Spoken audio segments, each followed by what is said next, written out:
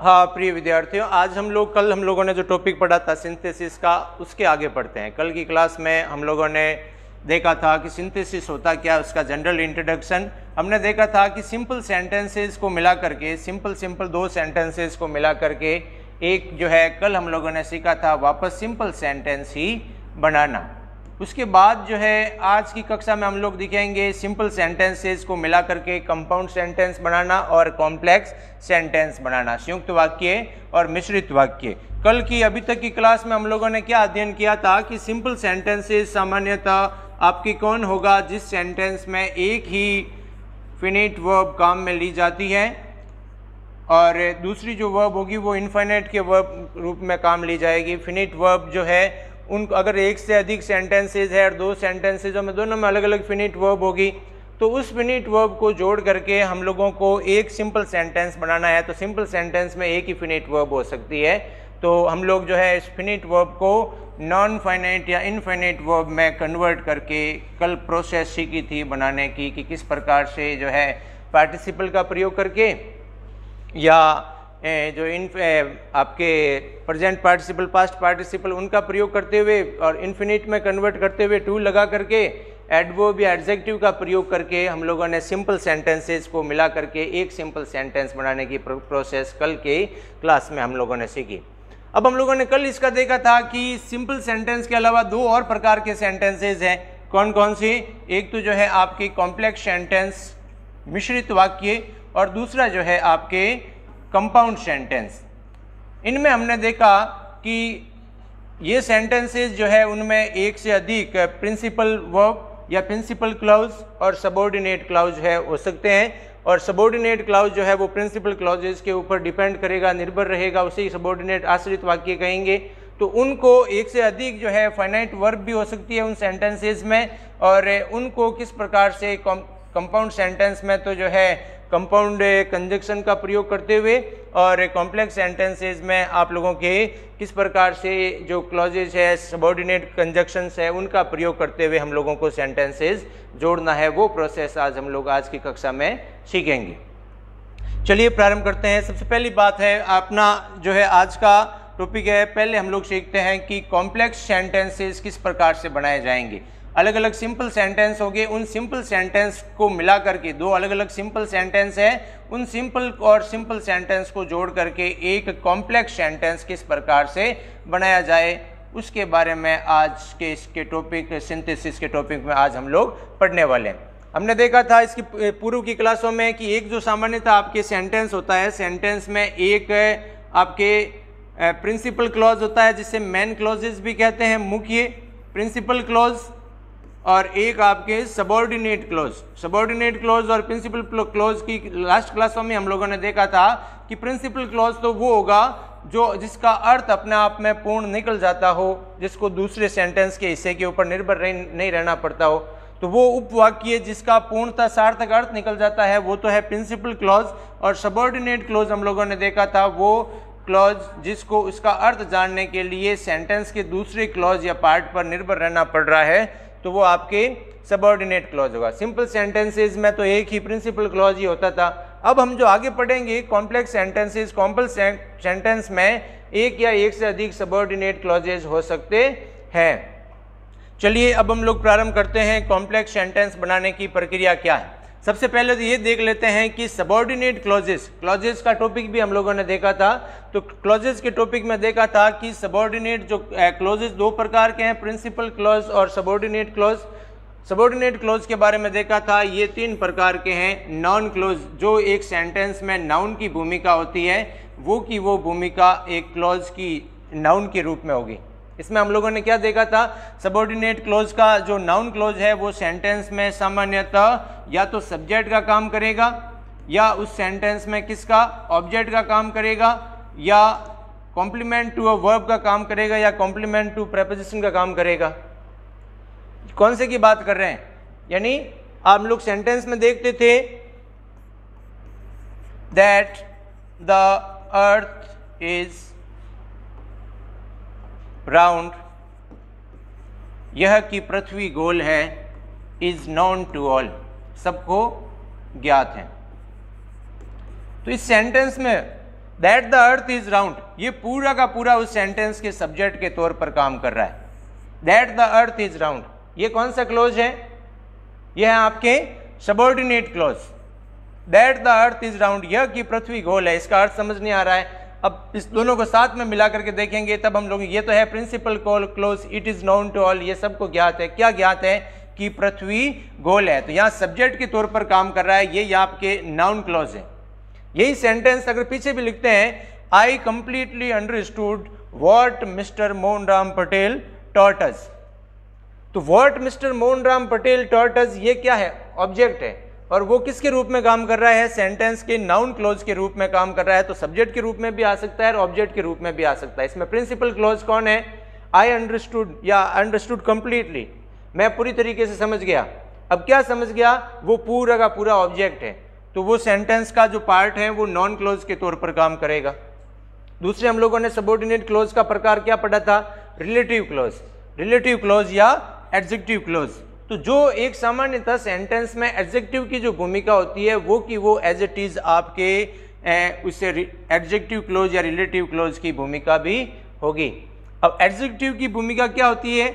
वो किसको क्वालिफाई करता है? नाउन या प्रोनाउन को। सेंटेंस में दिए गए नाउन या प्रोनाउन को क्वालिफाई करने वाले, उनकी विशेषता बताने वाले शब्द जो है आपके एडजेक्टिव कहलाते हैं। तो शब्दों का समूह, क्लोज शब्द ही ज्यादातर जुड़ा है इससे। क्लोज का मतलब क्या होगा? Group of word.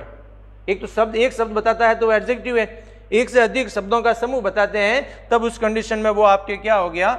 Adjective close. ठीक वैसी की वैसी भूमिका आपके एडवर्ब क्लोज की भी है। अब एडवर्ब क्लोज क्या करता है? सामान्यतः ये तो दोनों किसको क्वालिफाई करते हैं? नाउन और प्रोनाउन को। और एडवर्ब किसे क्वालिफाई करेगा? वर्ब को क्वालिफाई करेगा, संज्ञा की विशेषता बताएगा। संज्ञा जो है वो किस प्रकार से की गई, कब की गई, मतलब जो वर्ब की गई, सॉरी, वर्ब जो है कब, किस प्रकार से, उसके तरीके को, उसके समय को और उसके जगह को बताने वाले जो है शब्द हैं वो आपके एडवर्ब है। तो एडवर्ब क्लोजेस के माध्यम से भी हम लोग सेंटेंसेस को जोड़ सकते हैं। तो दो सिंपल सेंटेंस को मिला करके कॉम्प्लेक्स सेंटेंस बनाने की प्रक्रिया में हम लोग सबऑर्डिनेट क्लॉजेस का प्रयोग करेंगे। तो ये जनरल इंट्रोडक्शन है सबऑर्डिनेट क्लॉजेस का। तीन प्रकार के हैं आपके, नाउन क्लॉजेस, एडजेक्टिव क्लॉजेस और एडवर्ब क्लॉजेस। अब हम लोग सबसे पहला जो प्रकार है नाउन क्लॉजेस के माध्यम से दो अलग अलग सिंपल सेंटेंसेस को जोड़ कैसे सकते हैं। तो सबसे पहले जो है नाउन क्लॉजेस की भूमिका क्या होती है? सेंटेंस में किसका काम करेगा? सब्जेक्ट का काम करेगा। क्लॉजेस की क्लास में हम लोगों ने इसका और विस्तार से अध्ययन किया था। कोई विद्यार्थी वंचित रह गया है तो पहले के वीडियो में आप लोग जो है इसको देख करके अध्ययन कर सकते हैं। नोट्स भी आपके लिए उपलब्ध करवाए हैं, उनके माध्यम से भी अध्ययन कर सकते हैं। तो नाउन क्लॉज का जो मुख्य काम है वो किसी सेंटेंस में सब्जेक्ट के रूप में काम करेगा, क्रिया के कर्ता के रूप में। अब सब्जेक्ट के रूप में कैसे? ये अलग अलग सेंटेंसेस दो दे रखे हैं, आपको जोड़ करके इनको एक सेंटेंस बनाना। कल तो हम लोग क्या बना रहे थे? सिंपल सेंटेंस बना रहे थे। आज सीखेंगे कि सिंपल सेंटेंस को मिला करके कॉम्प्लेक्स सेंटेंस बनाए। सिंपल सेंटेंस बनाने में अपने को काफ़ी मशक्कत करनी पड़ रही थी कि दो जो फिनिट वर्ब है उसको एक को इन्फिनिट में कन्वर्ट करना है, इसको अब इन्फिनिट में कन्वर्ट करने की आवश्यकता नहीं है कि कॉम्प्लेक्स में एक से अधिक फिनिट वर्ब हो सकती है। यू आर अ थीफ, तुम चोर हो, यहाँ पे आर मुख्य क्रिया की भूमिका निभा रही है एक, और it is known to all, ये सबको ज्ञात है। ये इज नोन जो है क्रिया की भूमिका निभा रहा है। तो सेंटेंस के सब्जेक्ट के तौर पर अब मुख्य बात इसमें क्या है? इट इज नोन टू, ये तो है प्रिंसिपल क्लोज की जो है ये सबको ज्ञात है। अभी अलग है तो प्रिंसिपल और उसका सबऑर्डिनेट क्लोज का लफड़ा नहीं है। अब अपने को जो है सबको ज्ञात है कि तुम चोर हो, कि तुम चोर हो। तो कि तुम चोर वाले पार्ट को हम लोग पहले लिखेंगे। सबसे पहले जो है सब्जेक्ट के तौर पर तो दैट का प्रयोग अपनी तरफ से करेंगे, that you are a thief, यह कि तुम चोर हो। अब ये सबऑर्डिनेट क्लोज बन चुका है, इसका अर्थ यह कि तुम चोर हो, तो वाक्य अपना आप में अधूरा है। तो क्या हुआ? यह कि चोर हो तो जगो, क्या करें, है ना। अब इसका अर्थ समझने के लिए प्रिंसिपल क्लॉज के ऊपर डिपेंड रहना पड़ रहा है। तो इस तरीके से वाक्य चुनेगा, that you are a thief is known to all, यह कि तुम चोर हो सबको ज्ञात है। तो इट शब्द जो है वापस हटा देंगे क्योंकि ये इसी शब्द के लिए प्रयोग हुआ है, और इससे पूर्व जो हम लोगों ने दैट का प्रयोग कर लिया, तो that you are a thief is known to all. वही एज इट इज जो है, इसको अगर हम लोग इसी सेंटेंस को भी ऑब्जेक्ट के रूप में भी कन्वर्ट करना तो कर देते, क्या कर देते? It is known to all that you are a thief, यह सबको ज्ञात है कि तुम चोर हो। तो that you are a thief पूरा का पूरा क्या है, उस सेंटेंस में ऑब्जेक्ट होता। इस सेंटेंस में पूरा सब्जेक्ट क्या है, ये यहाँ तक पूरा सब्जेक्ट है। ये सब्जेक्ट एक शब्द का भी हो सकता है, तो एक शब्द का होगा तो नाउन प्रोनाउन होगा सामान्यतः, और एक से अधिक शब्दों का समूह होगा तो वो क्लॉजेज बन जाएगा, तो वो नाउन क्लॉजेज हो जाएगा। तो नाउन क्लॉजेज जो पहला प्रकार है जिसके बारे में अभी हम अध्ययन कर रहे हैं, तो सामान्यतः एक सेंटेंस में सब्जेक्ट की या ऑब्जेक्ट की भूमिका निभा सकता है। ऑब्जेक्ट टू अ वर्ब भी इसी प्रकार का उदाहरण है। Ram is a dull boy, every teacher knows it, हर अध्यापक ये जानता है राम थोड़ा पढ़ाई के मामले में धीमा है। तो अध्यापक जी, हर अध्यापक जी जानते हैं कि, अब इसको ऑब्जेक्ट के रूप में लिखना है, सब्जेक्ट के रूप में लिखना होता है तो कैसे लिखते, that Ram is a dull boy is known to all, या एवरी टीचर नोज, फिर इट नहीं लगाना है। अब इसमें भी वही करेंगे, हर अध्यापक जानता है कि, एवरी टीचर नो, इट का प्रयोग करने की आवश्यकता नहीं है, that Ram is a dull boy. तो that Ram is a dull boy ये पूरा का पूरा उस सेंटेंस में क्या है, ऑब्जेक्ट है, ऑब्जेक्ट क्लॉज के रूप में कार्य कर रहा है। सब्जेक्ट कौन हो गया, एवरी टीचर, और नोज क्या हो गई, वर्ब हो गई। ठीक है, फिर वो आपके नाउन क्लोज किसी सेंटेंस में प्रेपोजिशन के ऑब्जेक्ट के रूप में भी, वर्ब के ऑब्जेक्ट के रूप में भी और प्रेपोजिशन के ऑब्जेक्ट के रूप में भी भूमिका निभा सकता है। You must rely on it, तुम्हें इसके ऊपर निर्भर या विश्वास करना चाहिए। I told you that yesterday, ये बात तुम्हें कल मैंने बताई थी। तो तुम्हें जो है उस बात पर विश्वास करना चाहिए जो तुम्हें मैंने कल बताई थी। तो you must rely on preposition है ये, फिर जो है इट को हटा दिया, और व्हाट आई टोल्ड यू, जो कुछ भी मैंने, कंजक्शन नाउन क्लोज के रूप में जो है दैट का और व्हाट का प्रयोग किया जा सकता है। यहाँ जो अर्थ निकलेगा जो, या कुछ अवस्थाओं में दैट का जो, की। ठीक है, और कॉम्प्लीमेंट टू अ वर्ब, अब कई बार सेंटेंस में ऑब्जेक्ट नहीं आता है, जरूरी नहीं है कि हर बार वर्ब के साथ में ऑब्जेक्ट आए, ऑब्जेक्ट आएगी तो है वो ट्रांजिटिव वर्ब, और ऑब्जेक्ट नहीं आएगी तो वो इंट्रांजिटिव वर्ब है। अब ऑब्जेक्ट है या नहीं है वो तो कैसे पता चल रहा है आप लोगों को, जो इन दो शब्दों के जवाब दे वो ही पार्ट आपके ऑब्जेक्ट है। ठीक है ना, व्हाट या हुम का, जो व्हाट और हुम का जवाब नहीं देवे उस अवस्था में जो है आपके वो क्या कहलाएगा, कॉम्प्लीमेंट कहलाएगा ऑफ टू अ वर्ब। किसी वजह से हम लोग इतना बोलते हैं ही वॉज एब्सेंट, तो वॉज जो वर्ब थी उसके कॉम्प्लीमेंट के तौर पर, ये एब्सेंट उसमें ऑब्जेक्ट नहीं है, कॉम्प्लीमेंट के तौर पर कार्य कर रहा है। तो complement to a verb, Ram has failed in the examination, Ram परीक्षा में अनुत्तीर्ण हो चुका है। The reason is his carelessness, और उसका कारण है उसकी लापरवाही।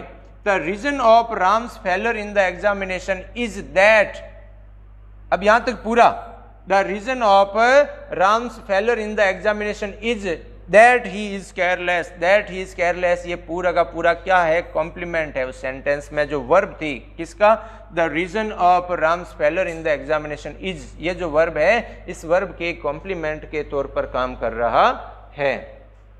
क्लियर, तो सेंटेंस किस प्रकार से जुड़ गया, राम अनुत्तीर्ण हो गया है, हो चुका है, और उसका कारण उसकी लापरवाही है।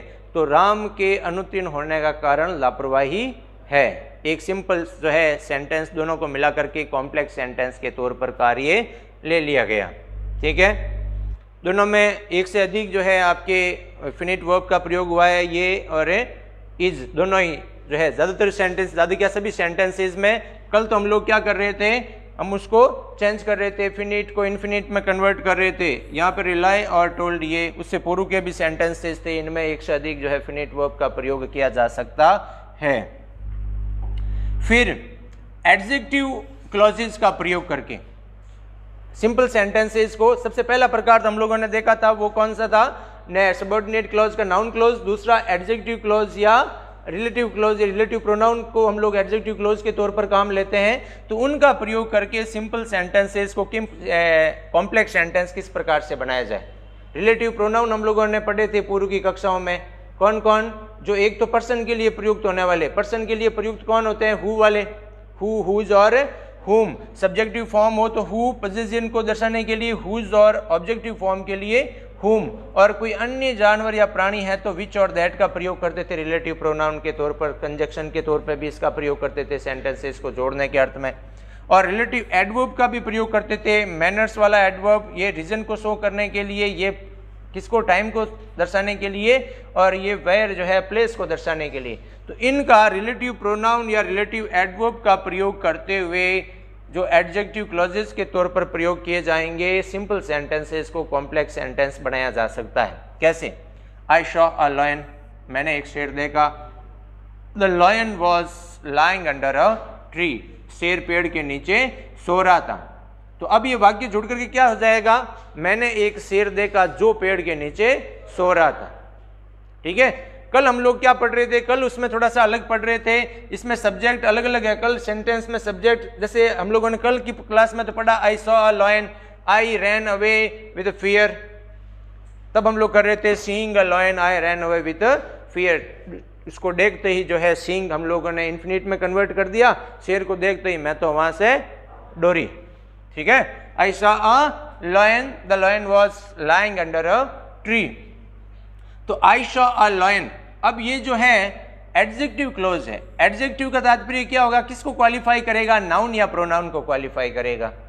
तो ये जो है सो रहा था, इसी की विशेषता बता रही है। किसकी? लॉयन की विशेषता बता रही है। तो जिनको क्वालिफाई कर रहा है उनके तुरंत बाद में ये आपके adjective clause, relative pronoun, relative adverb लगा देने हैं, जिसकी विशेषता बता रहे हैं।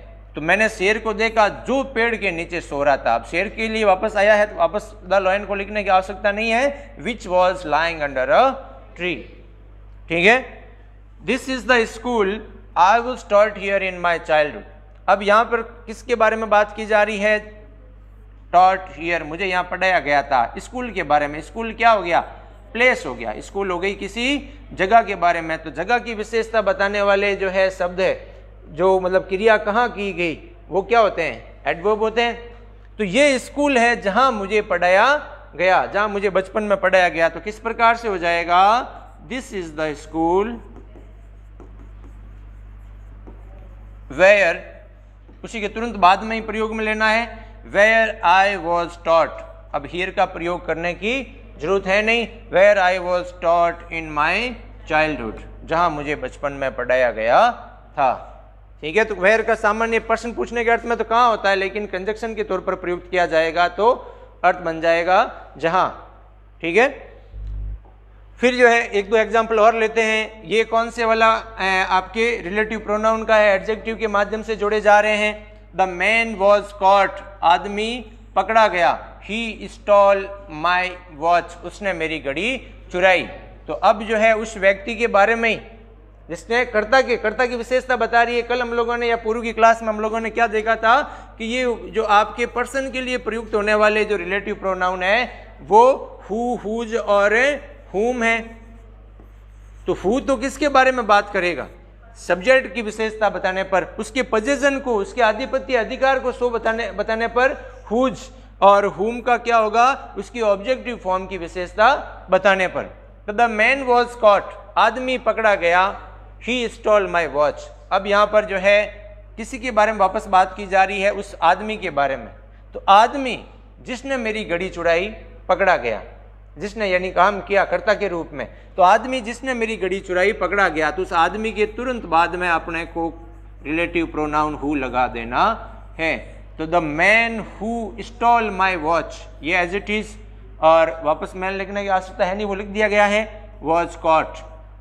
पूरा वाक्य क्या बन जाएगा? The man who stole my watch was caught. दूसरा sentence, he was weeping for some reason, nobody knew the reason, वह किसी कारण से रो रहा था, कोई नहीं जानता था। तो रीजन को इनको शो करने के लिए क्या हो जाएगा? He was weeping for some reason, nobody knew the reason. तो क्या हो जाएगा? Nobody knew the reason why he was weeping. Nobody knew the reason भी लिख सकते हैं, द रीजन नहीं लिखे तो अभी चल दे। Nobody knew why he was weeping, वह क्यों रो रहा था, कोई नहीं जानता। ठीक है, I gave him a camera, the camera was very cheap. मैंने जो है उसे एक कैमरा दिया। I gave him a cheap, the camera, कैमरे की ही वापस विशेषता बताई जा रही है। तो कोई वस्तु की विशेषता बताए, व्यक्ति की बताने पर तो हु, हुज, हुम का प्रयोग करना है, और व्यक्ति की अर्थ, वस्तु के अर्थ में अपने को विच का प्रयोग करना है। तो वो विच कहाँ लगेगा, इस जिस शब्द की विशेषता बताई जा रही है, जिस शब्द को एडजेक्टिव कर रहा है, वो क्वालिफाई कर रहा है, उसके तुरंत बाद में। तो I gave him a camera which was very cheap. ठीक है, बढ़े आगे बढ़ी। चलिए अब जो है तीसरा इसका तरीका है एडवर्ब क्लॉज का प्रयोग करके। अभी तक हम लोगों ने देखा नाउन क्लॉज का प्रयोग करके जो नाउन भूमिका निभाता है सब्जेक्ट या ऑब्जेक्ट की या वर्ब के कॉम्प्लीमेंट की, और दूसरा तरीका हम लोगों ने देखा था रिलेटिव जो है आपके क्लॉजेस, जिसे एडजेक्टिव वर्ब या क्लॉजेस भी कहते हैं, उसका प्रयोग करके, और तीसरा तरीका है एडवर्ब क्लॉजेस का प्रयोग करते हुए। तो एडवर्ब जो सामान्यतः किसी सेंटेंस में भूमिका निभाता है, एडवर्ब किसी सेंटेंस में किसको क्वालिफाई करेगा, एडवर्ब ऐसे वर्ड हैं जो किसी सेंटेंस की वर्ब को क्वालिफाई करेंगे। किसे करेंगे, वर्ब की विशेषता बताएंगे। तो ऐसे शब्द जो सामान्य तौर पर टाइम के बारे में, क्रिया जो है कब हुई, प्लेस जगह के बारे में, क्रिया का कारण क्या था, अभी जैसे हम लोगों ने वाई का भी प्रयोग किया था, या कंडीशन अवस्था के बारे में, मैनर तौर तरीका के बारे में, और कंपैरिजन, कंपैरिजन मीन्स क्या होता है, तुलना वाले जो है क्लॉजेस हैं उनके प्रयोग से। कॉन्ट्रास्ट, कॉन्ट्रास्ट का अर्थ क्या होता है, विरोध, विरोधाभास, एक दूसरे के विपरीत जो है बात करना, विरोधाभास वाले वाक्य में। रिजल्ट, परिणाम सूचक शब्दों में, शब्दों के समूह में। या पर्पस, पर्पस मीन्स क्या होता है, किसी काम को करने का उद्देश्य क्या है, उसके जो भाव को प्रकट करे, उन सब को हम लोग जो है एडवर्बियल क्लॉजेस से जोड़ेंगे। ठीक है, एग्जाम्पल्स, सबसे पहला जो है एडवर्ब क्लॉज ऑफ टाइम। तो ऐसे जितने भी शब्द जो किसके बारे में बात करेगा, समय के बारे में बात करेगा, उन शब्दों का प्रयोग करते हुए हम लोग जो है दो सिंपल सेंटेंसेस को मिला करके कॉम्प्लेक्स सेंटेंस बनाएंगे।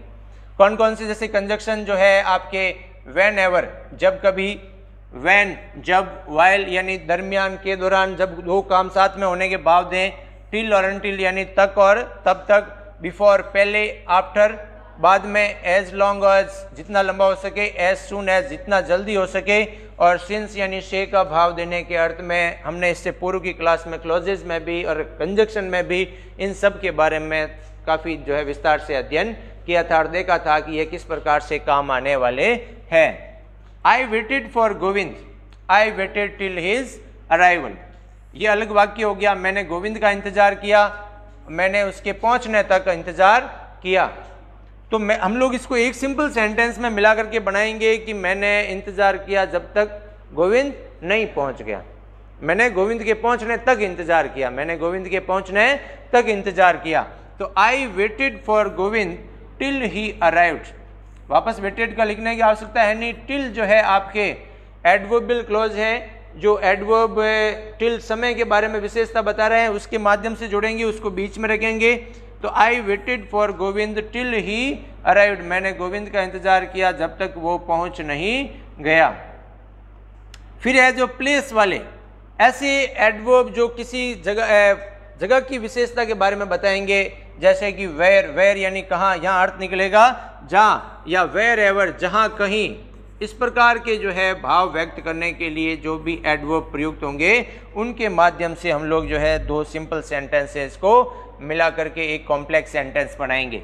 Nehru went to many places, Nehru बहुत सी जगह पर गए, ये एक अलग जो है सेंटेंस हो गया। दूसरा है ही वॉज वेलकम्ड एवरीवेयर, उनका हर जगह स्वागत हुआ। तो अभी हम लोगों ने देखे थे वेयर या वेयर एवर, गांधी जी नेहरू जी बहुत सी जगहों पर गए, उनका हर जगह स्वागत हुआ।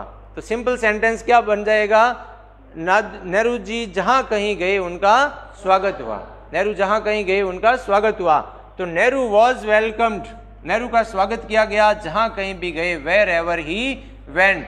तो Nehru was welcomed wherever he went. ठीक है, फिर तीसरा जो है आपके रीजन को शो करने के लिए, रीजन, रीजन का मतलब क्या होता है, कारण, किसी भी प्रकार के क्रिया के करने का कारण को दर्शाना होता है, शो करना होता है, तब हम लोग जो है इन एडवर्बियल क्लॉजेस का प्रयोग करेंगे। बिकॉज, बिकॉज का अर्थ क्या होता है, क्योंकि, या सिंस, सिंस यानी जैसा कि, या एज यानी जैसा कि। तो इनके प्रयोग से भी एडवर्ब क्लॉजेस को, रीजन को दर्शाने के लिए हम लोग जोड़ करके एडवर्ब क्लॉजेस के माध्यम से सिंपल सेंटेंस को कॉम्प्लेक्स बना सकते हैं। ही इज वीक, वह कमजोर है। आई शैल टीच हिम, मैं उसे पढ़ाऊंगा। आई शैल टीच हिम, वह कमजोर है, मैं उसे पढ़ाऊंगा। ध्यान, आई शैल टीच हिम बिकॉज ये अब यहाँ पे दर्शा रहा है क्योंकि ही इज वीक, मैं उसे पढ़ाऊंगा क्योंकि वह कमजोर है। अब इस सेंटेंस में सामान्य तौर पर बिकॉज का प्रयोग करके हम लोग उसके कार्य जो किया जा रहा है पढ़ाने का, वो कार्य का जो कारण है वो तो जो है बाद में दर्शाया जाता है। ये वाला कारण वाला सेंटेंस है और ये जो है आपके मुख्य जो है सेंटेंस है, तो वो आप जो भी कार्य करेंगे वो क्यों करेंगे उसके कारण को दर्शाने के लिए कारण हमेशा पीछे रखा जाता है। अब ऐसे लिख दें तो अर्थ उल्टा हो जाए, ही इज वीक, वह कमजोर है क्योंकि मैंने उसे पढ़ाया, तो उल्टा अर्थ बना कि नहीं बना कि भाई आपके पढ़ाने से वो कमजोर हो गया। तो एक सीधा जो है आपके कारण क्या है वो कारण तो जो है बाद में रखा जाएगा और उसका जो है क्यों कर रहे हैं वो काम करने का पीछे जो है उद्देश्य क्या है उसको पहले रखा जाएगा कि भाई मैं उसे पढ़ाऊंगा या मैंने उसे पढ़ाया क्योंकि वो कमज़ोर था, या मैं उसे पढ़ा रहा हूँ क्योंकि वो कमज़ोर है। ठीक है, हाँ था भी उस अवस्था में भी हो सकता है। फिर है कंडीशन प्रदर्शन करने के लिए। कंडीशन के बारे में हम लोगों ने बात की थी। कंडीशन का अर्थ क्या होता है? शर्त। जब भी किसी प्रकार के हम लोग शर्त के भाव को व्यक्त करेंगे तो उस अवस्था में जो है उसको प्रदर्शित करने के लिए कंजक्शन का प्रयोग करते हैं। कंजक्शन कौन कौन से हैं? इफ यानी यदि, अनलेस का मतलब क्या है? यदि नहीं, इफ नॉट, यदि ऐसा नहीं होता है। इन केस ऑफ यानी कि अवस्था में इन प्रकार के कंजक्शंस का प्रयोग करके हम लोग जो है एडवर्बियल कंडीशन सेंटेंस के भाव वाले सिंपल सेंटेंस को जोड़ सकते हैं। इफ यानी यदि, अनलेस यानी यदि नहीं, और इन केस ऑफ यानी के दशा में की अवस्था में। डू नॉट वर्क हार्ड, कठोर परिश्रम मत करो, you will lose your health, तुम जो है अपना क्या खो दोगे? स्वास्थ्य खो दोगे। तो अब जो है आपको ये कहें कि भाई जो है ज़्यादा परिश्रम मत करो, मना किया जा रहा है, यानी टू हार्ड, बहुत ज़्यादा परिश्रम मत करो, तो हम लोग ऐसे कह सकते हैं कि यदि ज़्यादा परिश्रम करोगे तो स्वास्थ्य खो दोगे। कौन सी कंडीशन है ये बताओ तो?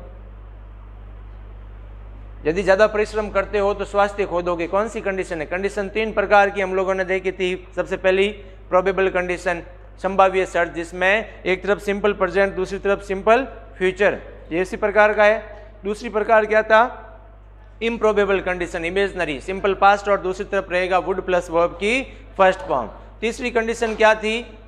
इम्पॉसिबल कंडीशन, यानी past perfect, had plus third form, दूसरी तरफ आपके वुड हैव प्लस वर्ब की थर्ड फॉर्म। ये फर्स्ट टाइप की कंडीशन है, probable condition.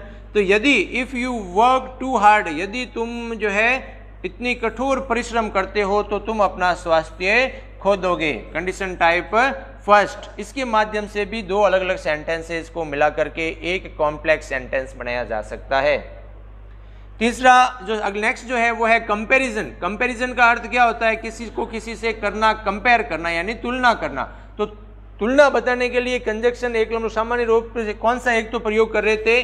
Then, THAN, then यानी से ज्यादा, किसी से तुलना करने के अर्थ में, या एज इतना की, या सो एज और या सो, इस प्रकार के शब्दों का प्रयोग करके हम लोग जो है एडवर्ब क्लॉजेस से कंपैरिजन कर सकते हैं, तुलना कर सकते हैं, और सिंपल सेंटेंसेस को कॉम्प्लेक्स सेंटेंसेस में सिंथेसाइज किया जा सकता है।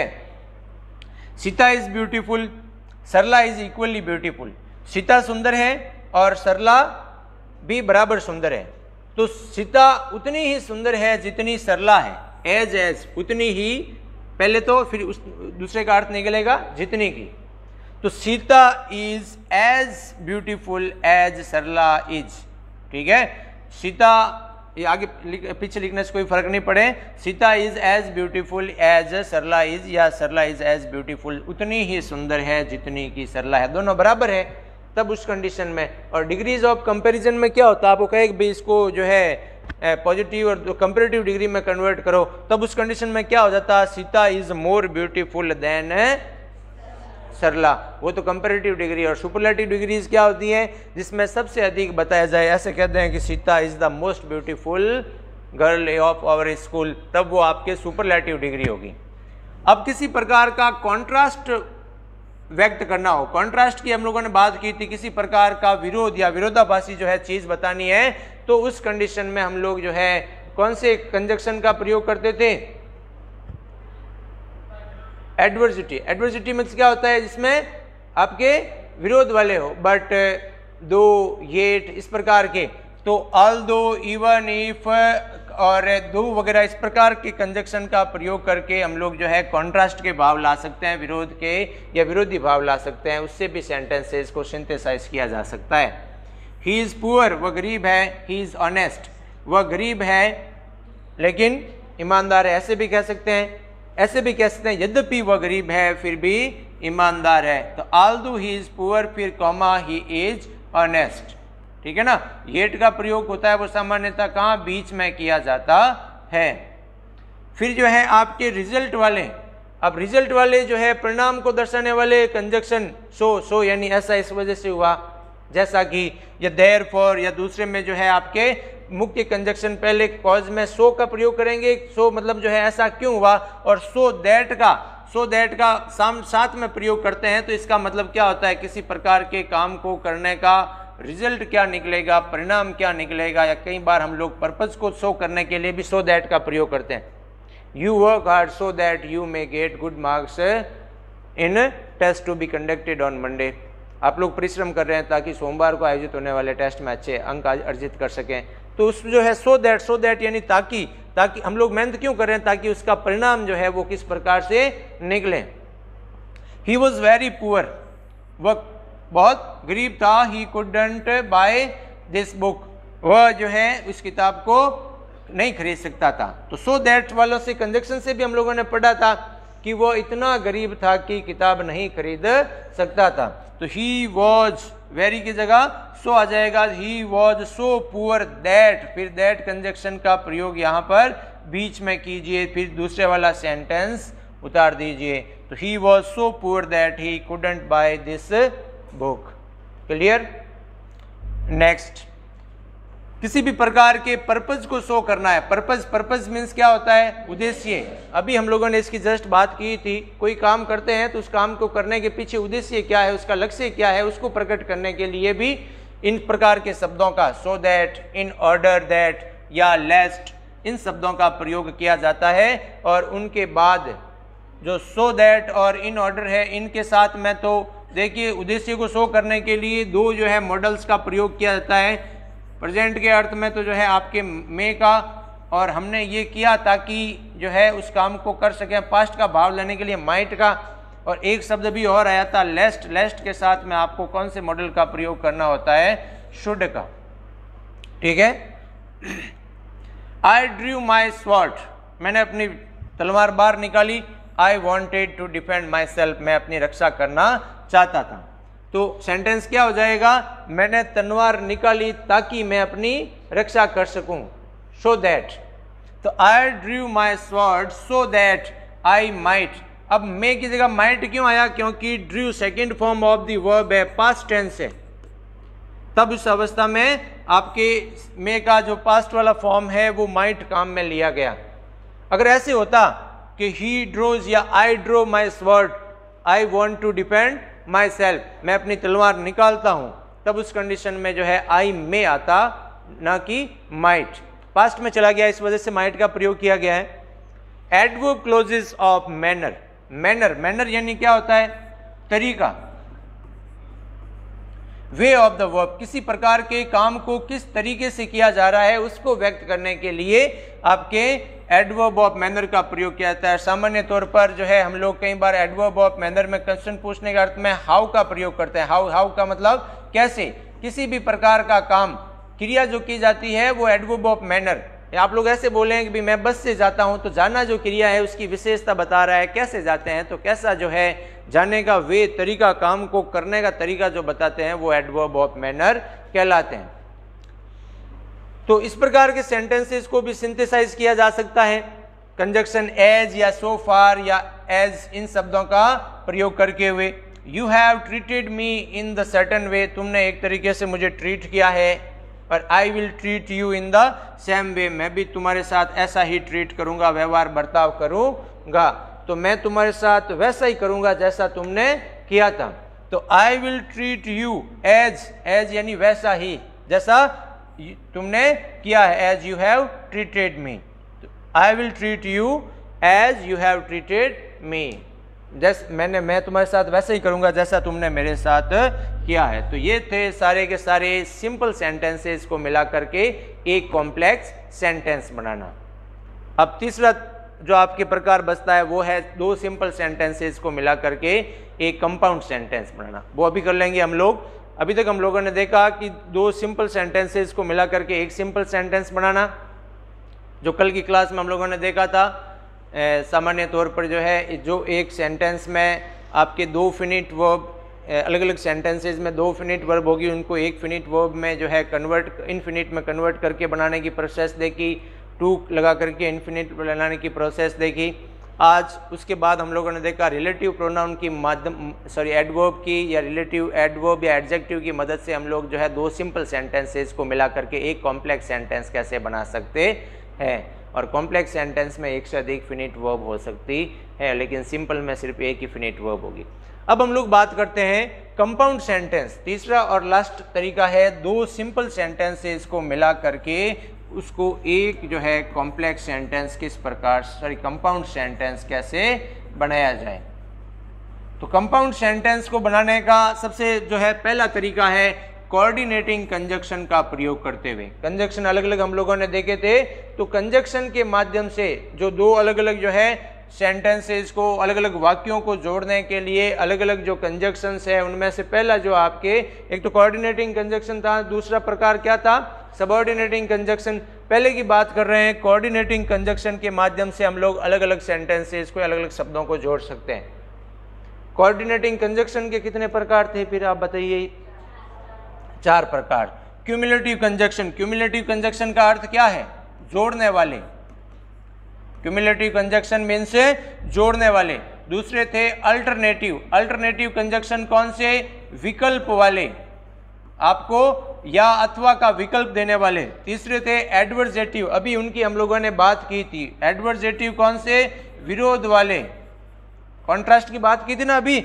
और चौथा प्रकार जो है वो है आपके इलेटिव। इलेटिव मतलब क्या होता है? उसका परिणाम देने वाले, किसी कार्य को परिणामवाचक जो है कंजक्शन। इन चारों कंजक्शन की माध्यम से हम लोग अलग अलग सेंटेंसेस को किस प्रकार से जोड़ सकते हैं। तो क्यूमुलेटिव, क्यूमुलेटिव यानी जोड़ने वाले कंजक्शन कौन कौन से हैं? दो अलग अलग शब्दों को, दो अलग अलग वाक्यों को जोड़ने का काम करें। And, as well as, both and not only but also, ये मुख्य जो है क्यूमुलेटिव कंजक्शन है। इनकी मदद से भी अलग अलग सिंपल सेंटेंसेस को जोड़ा जा सकता है। He took my pen yesterday, he returned it today. उसने कल मेरा पेन लिया, आज उसने लौटा दिया। साधारणतः जोड़ना है सीधा एंड से। उसने कल मेरा पेन लिया और आज लौटा दिया, बस कुछ चेंज नहीं करना है। He took my pen yesterday and returned it today, कोई प्रॉब्लम नहीं। He was marked absent, he was turned out of the class. उसको जो है जैसे ही उसकी एब्सेंट लगी वो क्लास से बाहर चला गया। एब्सेंट लगी और क्लास से बाहर चला गया, दोनों में एक ही सब्जेक्ट सेम है, तो इस वजह से वापस ही का प्रयोग करने की आवश्यकता नहीं है। ही वॉज मार्क्ड एब्सेंट, ये इसी प्रकार का है। और अलग तरीके से जैसे not only but also say बनाने के लिए कहें तो अभी ऐसे बना सकते हैं। कैसे? न केवल उसके क्या हुआ अनुपस्थिति लगी, बल्कि कक्षा से भी बाहर निकाल दिया गया। ठीक है, यानी जो आपके दूसरे जो क्यूमुलेटिव कंजक्शन जो है एज वेल एज जो है और नॉट ओनली बट आल्सो, इनके प्रयोग से भी सेंटेंसेस को इस तरीके से जोड़ा जा सकता है। दूसरा है अल्टरनेटिव। अल्टरनेटिव का मतलब क्या होता है? विकल्प वाले, यानी या का भाव देने वाले, किसी में से कोई एक को चयन करने के अर्थ में, या तो या वो। तो इधर और, neither nor, और या अदरवाइज, अन्यथा, इस प्रकार के भाव देने वाले शब्द जो हैं वो आपके क्या कहलाते हैं? कौन से?